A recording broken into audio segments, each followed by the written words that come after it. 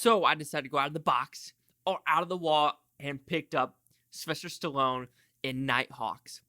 Old school movie right here. It looks like it was in 1981. Old school Sylvester Stallone. So let's go review Nighthawks.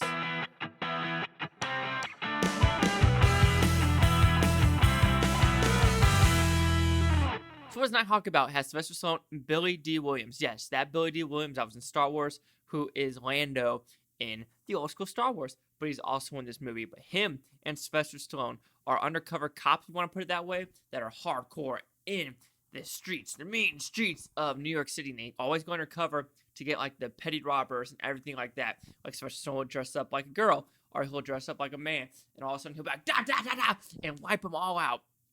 But in the meantime, there is a international terrorist is blowing up random spots, one in London, maybe Paris, and maybe in the United States, and all he wants is to be known and have everyone fear him and just have everyone know him. But it's up to Sylvester Stallone and Billy D. Williams to catch him in this international task force that is randomly in New York now. So what I like about this movie, I have a thing with old school cop movies. It just feels right. It's nitty gritty. It actually looks fantastic. This transfer of Nighthawks looks amazing. You see what New York was. Even New York then was trashy. Now it is still kind of a trash everywhere and homelessness. So, de Blasio.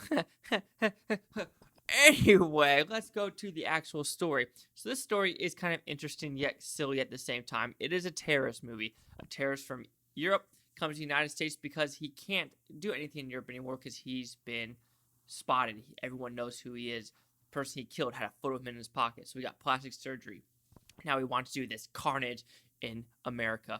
But the question is, why is Sylvester Stallone and Billy D. Williams part of this task force? It really doesn't say. It just basically says, your past military experience, everything like that is straight up the reason why we need you. And that's really the only explanation you get.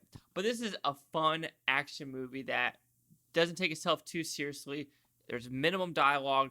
It's believable, actually. Like, there's nothing over the top in this movie. Yes, there's a couple of building explosions. That happens before. One of those trolleys gets hijacked. That's pretty natural. I could see a hijacking of a trolley happen with UN officials because they're trying to prove a point.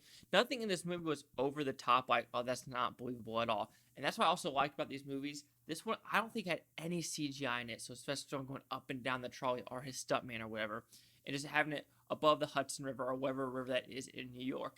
And everything was, you know, of course you probably have some backlots in Hollywood and everything like that, but everything was nitty, gritty, no CGI, very believable of the situations they are in. Do you take the shot? Do you hurt the hostage?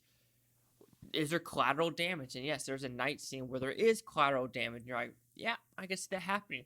But Nighthawks, it's a fun, gritty 80s cop movie star with cop stars. Yeah, you want to put it that way. But is it anything you've seen before? Yeah, you've seen this movie before, but of course it's an 81 movie, so you could say a lot of movies copy Nighthawk. But I recommend, good job Shout Select for doing some of these movies, and this is one of them that I'm actually surprised and I'm glad they brought, because without Shout Select, I probably would not have even seen or even looked for this movie. But Nighthawks will receive a 4 out of 5 with Futons, which equals at 80%. So see the critics' news scores gave this film. So on Rotten Tomatoes, we have critics at 70% with only 20 of them. Audience score at 55% with only 7,349 or 45. Sorry. So that even says right there that not a lot of people have seen this movie with a tomato meter like that, and there is no critic consensus. Yeah, I find this a fun movie. I gotta think when did Rambo come out, as well as when did Rocky come out? What, the timeline. Now I'm kind of curious. So let's go on this and see. So let's go do. So this was 81. So his Rocky was before this as well.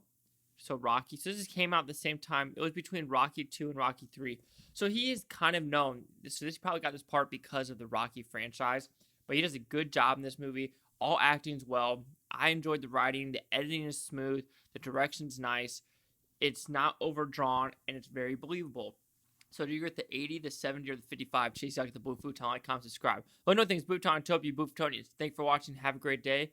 And the next one is number 24 and 7. So 24 is R, and number 7. So let's see which one it is. See you next time. 3 more subscribers, Steelbook giveaway. Woo!